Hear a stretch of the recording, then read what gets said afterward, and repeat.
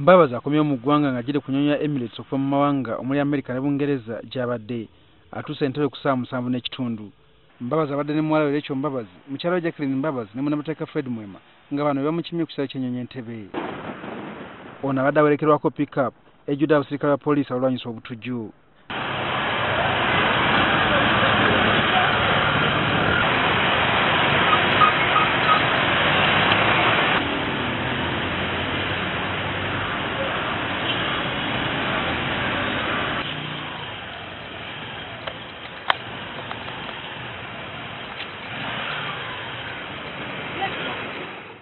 Mbabazi bw'atuuse eka afunyeyo akadde okwekubisa ebifaananyi ne famire ye. Ono alabise nga mukoowu tayogedde bingi kyokka ng'agamba ntatidde kya kumukwata okusinziira ku basirikale abazze bayiibwa. If I was afraid, I wouldn't have come. I don't need clearance from the police to do my work. What I am required to do by law, I will do to the letter. There's nothing I will not do. And then I will exercise my freedom. Sabiti ewedde General Kale Kaihura yategeeza nga batagenda kukkiriza nkuŋŋaana za Mbabazi. Bwe tumubuuziza ku ky'okubya bwa poliisi olunaku lw'eggulo lwe badde asuubira okudda bw'ati bw'atuzeemu. Tebambuulidde mu budde nti bajja kubeerawo awo okunzigulira ekkubo.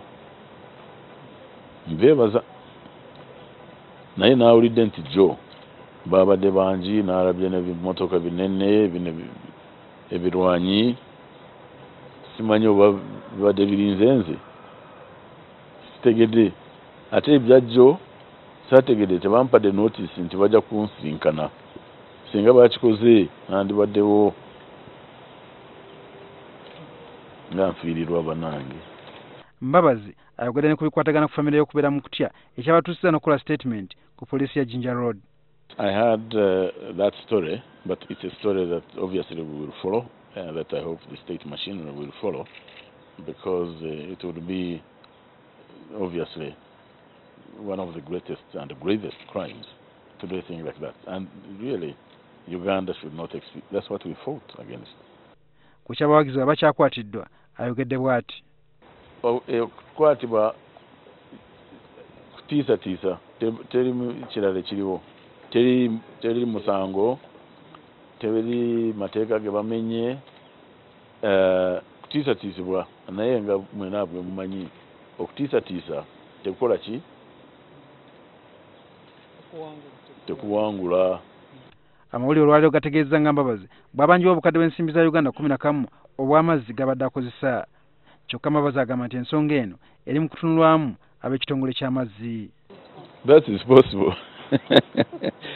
Actually, I have a water bill, but I think it is under scrutiny because it was too big. It jumped because I am regular at paying my water bill, but because it jumped, I asked them to check it, so I think they have not come back to me.